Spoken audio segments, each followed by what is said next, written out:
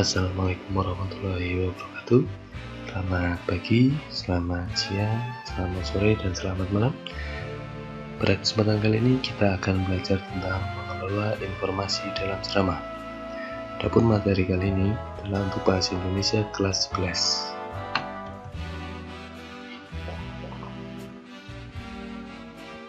Oke, sebelum kita memulai pembelajaran, alangkah baiknya kita mengetahui kompetensi dasar dan tujuan pembelajaran.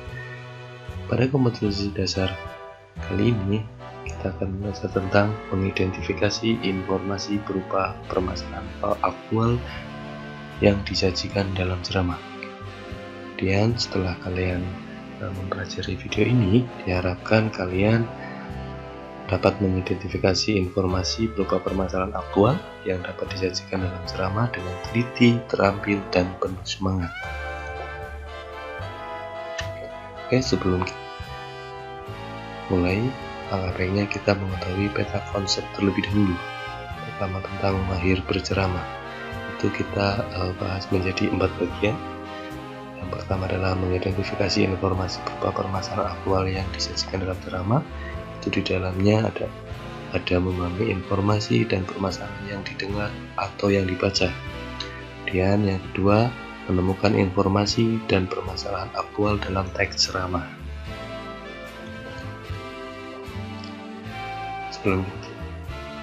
Sebelum kita mulai, alangkah baiknya kita mengetahui pengertian dari ceramah.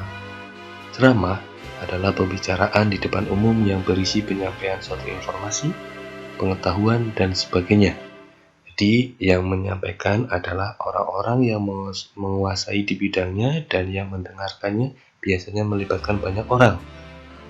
Setelah itu medianya bisa langsung ataupun melalui sarana komunikasi seperti televisi, radio, dan media lainnya. Pada kesempatan kali ini kita menggunakan channel YouTube. Jadi yang belum subscribe silahkan subscribe terlebih dahulu agar mendapatkan materi-materi bahasa Indonesia SMA, SMP, dan SD.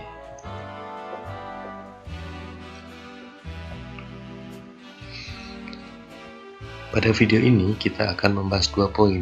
Yang pertama adalah memahami informasi dan permasalahan aktual dalam ceramah. Dan yang kedua, menemukan informasi dan permasalahan yang aktual. Ini adalah contoh pidato Menteri Pendidikan dan Kebudayaan pada upacara bendera peringatan Hari Guru Nasional tahun 2009 kemarin. Di isinya adalah sebagai berikut. Silakan kalian baca, kalian cermati. Jika dalam video ini tidak jelas, nanti teks pidatonya akan saya lampirkan link untuk mendownload pidato Menteri Pendidikan dan Kebudayaan pada upacara bendera peringatan Hari Guru Nasional tahun 2019. Jika sudah mencermati dan sudah membacanya, pidato tersebut disampaikan oleh Menteri Pendidikan dan Kebudayaan Nadiem Makarim melalui rekaman video. Setelah kalian simak isi teks pidato tersebut, informasi apa yang kalian dapatkan? Mari kita bahas bersama-sama.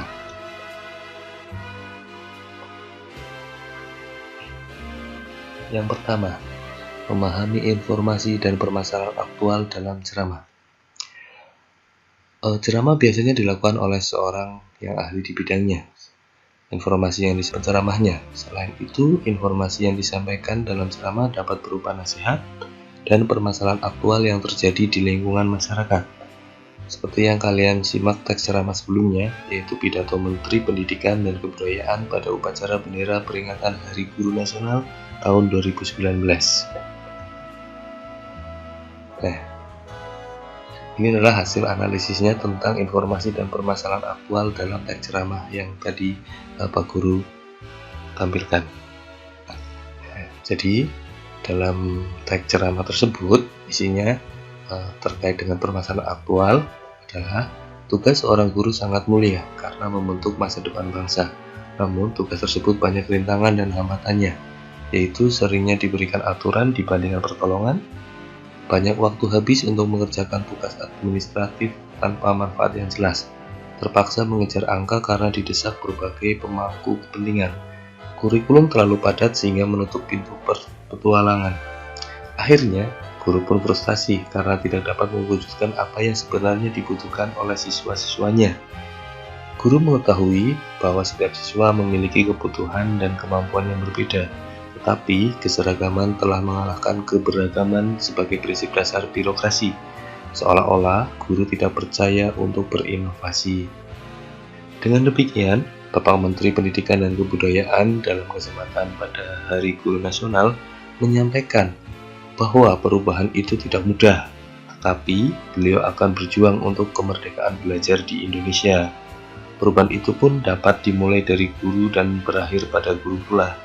Apapun perubahan kecil itu, jika semua guru berbarengan melakukannya, maka pendidikan Indonesia pun akan berubah menjadi lebih baik. Nah, jadi di sini berisi tentang permasalahan aktual yang disampaikan oleh Bapak Menteri Pendidikan dan Kebudayaan. Itu contoh pembahasan yang pertama. Nah, ini masih dalam memahami konteks informasi dan permasalahan aktual dalam ceramah. Jadi selain ceramah dikenal pula sebutan pidato, khotbah, dan sambutan. Kita bedakan bersama-sama. Yang pertama, pidato adalah pembicaraan di depan umum yang cenderung bersifat persuasif, yakni bersifat ajakan ataupun dorongan pada halayak untuk berbuat sesuatu. Nah, kemudian yang kedua, pengertian dari khotbah adalah pembicaraan di depan umum yang berisi penyampaian pengetahuan keagamaan atau praktik beribadah dan ajakan-ajakan untuk memperkuat keimanan.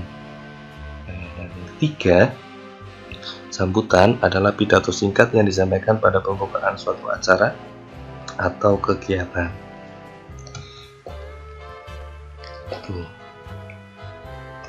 Nah, berdasarkan teks yang sudah kalian baca, dibandingkan pidato ataupun khotbah, ceramah merupakan bentuk berbicara di depan umum yang lebih menekankan pada penyampaian informasi daripada bujuk-membujuk. Oleh karena itu, setelah mendengarkan ceramah, pendengar diharapkan memperoleh informasi yang berguna bagi pengetahuan dan pemahaman tentang topik tertentu. Jadi di sini setelah kalian membaca dan memahami isi dari ceramah, teks ceramah yang tadi sudah disampaikan, kalian itu akan mendapatkan pengetahuan dan pemahaman tentang topik tertentu. Nah, seperti pada teks pidato Menteri Pendidikan dan Kebudayaan, permasalahannya aktual.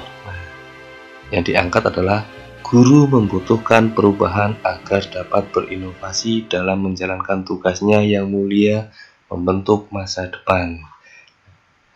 Itu adalah permasalahan yang aktual yang diangkat oleh Pak Menteri Pendidikan dan Kebudayaan Indonesia. Bisa paham ya? Kalian bisa memahami. Sebelum kalian memahami, kalian terlebih dahulu membedakan antara pidato, khotbah, sambutan.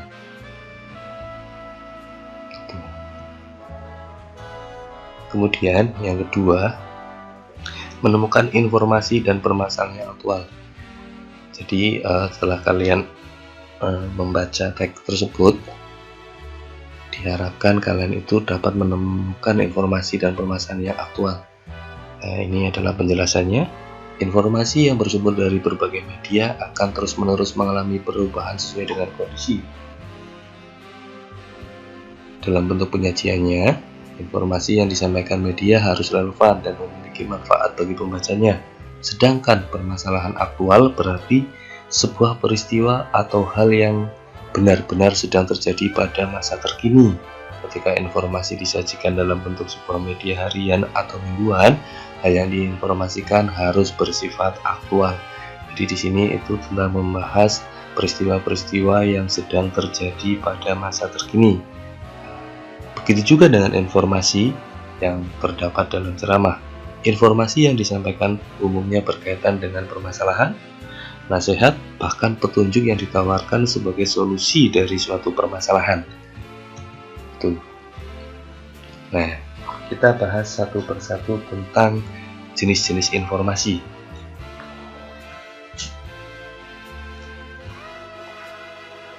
Silakan kalian catat di buku catatan kalian. Informasi ini dibedakan menjadi 3, Pertama, informasi yang bersifat edukatif yang akan memberikan pengetahuan baru. Kemudian yang kedua, informasi bersifat persuasif yang berisi tentang pesan ajakan bagi penerima pesan. Yang ketiga, informasi bersifat rekreatif yang sifatnya adalah untuk menghibur semata. Jenis informasi yang kedua itu berdasarkan dengan format penyajiannya. Informasi ini dibedakan menjadi informasi yang hanya berbentuk teks, tulisan saja, gambar, atau foto, ilustrasi atau karikatur. Selain itu, informasi juga bisa berbentuk fitur, resensi, dan kolom khusus yang disajikan dalam media cetak. Itu adalah contoh jenis-jenis informasi berdasarkan format penyajiannya. Nah, kemudian jenis informasi yang ketiga itu jenis informasi berdasarkan lokasi. Jenis ini berdasarkan lokasi peristiwa atau kejadian yang sedang berlangsung. Misalnya, informasi dari tiap daerah kota, kabupaten, nasional, maupun mancanegara. Jadi kalian mengetahui informasi terlebih dahulu itu berdasarkan lokasinya. Lokasinya itu ada di mana? Apakah di tiap kota, kabupaten, nasional, atau mancanegara?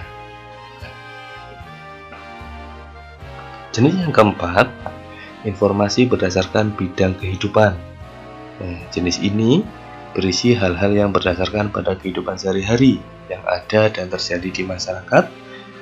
Misalnya, tentang dunia pendidikan, tentang dunia sosial, tentang dunia budaya, dan gaya hidup dalam masyarakat. Nah, ini adalah jenis-jenis informasi dalam ceramah.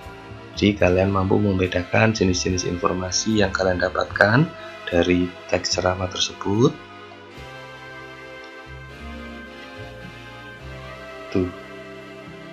Sedangkan informasi berdasarkan bidang kepentingan yaitu dibedakan menjadi 4 jenis. Yang pertama itu adalah informasi yang menyangkut keselamatan atau kelangsungan hidup pembaca. Kemudian informasi yang menyangkut perubahan dan berpengaruh pada kehidupan pembaca. Informasi tentang cara atau kiat baru dan praktis bagi pembaca untuk meningkatkan kualitas hidupnya. 4. Informasi tentang peluang bagi pembaca untuk memperoleh sesuatu. Itu adalah jenis-jenis informasi ya. Jadi dapat disimpulkan bahwasanya jenis-jenis informasi. Nah, sini Pak Guru juga akan menyajikan cara yang dilakukan untuk memahami informasi dalam ceramah. Itu yang pertama adalah menyimak ceramah yang didengar atau dibaca dengan seksama secara menyeluruh. Kemudian yang kedua, mencatat informasi yang menarik dalam ceramah. Dan yang ketiga, menyusun informasi yang telah dicatat menjadi kalimat-kalimat atau paragraf sederhana yang padat dan efektif. Jadi ketika kalian itu mendengarkan ceramah atau membaca teks ceramah, kalian itu harus membaca atau mendengarkan secara keseluruhan, kemudian mencatat informasi-informasi yang dianggap penting dan menarik. Kemudian yang ketiga, menyusunnya dalam bentuk kalimat-kalimat atau paragraf-paragraf sederhana yang padat dan efektif. Jadi itu saja pembelajaran pada kesempatan kali ini. Nah, di sini Pak Guru akan merangkum keseluruhan dari materi pada video pembelajaran hari ini. Yang pertama, ceramah merupakan kegiatan menyampaikan informasi, pengetahuan, nasihat, dan lain-lain di depan halayak tentang suatu yang bersifat aktual. Dan yang kedua, pengertian dari pidato, yang kalian baca. Yang ketiga, pengertian khutbah. Dan yang keempat, pengertian sambutan. Dan yang kelima, jenis-jenis informasi. Kemudian yang terakhir adalah cara memahami informasi dalam ceramah. Oke. Setiap kali pertemuan atau setiap kali video atau setiap kali kalian mendengarkan atau melihat atau menyimak video ini, langkah baiknya kita melakukan evaluasi sebagai bentuk pemahaman kalian dalam memahami informasi dalam teks ceramah. Ya, soalnya nanti kalian bisa download di deskripsi video kali ini. Tidak lupa Nah, sebagai bahan literasi kalian, Pak Guru sudah memberikan glosarium. Ada aktual, yang artinya sedang menjadi pembicaraan orang banyak. Argumentasi, alasan untuk memperkuat atau menolak suatu pendapat, pendirian atau gagasan. Kemudian ceramah, edukatif, fakta, ifisar, informasi, globalisasi, khotbah, kuantitas, kualitas, pendapat, permasalahan, pidato, resume, dan sambutan. Nah, silahkan kalian baca, kalian pahami, kalau bisa kalian tulis di buku catatan kalian agar kalian mendapatkan kosakata-kosakata baru dalam kehidupan sehari-hari. Oke, terima kasih, semoga bermanfaat. Jangan lupa bagi yang belum subscribe, silahkan subscribe karena materi bahasa Indonesia insya Allah akan Pak Guru sampaikan dalam channel YouTube VJ Indonesia. Sekian, kurang lebihnya mohon maaf. Wabillahi taufiq wal hidayah. Assalamualaikum warahmatullahi wabarakatuh. Salam sehat.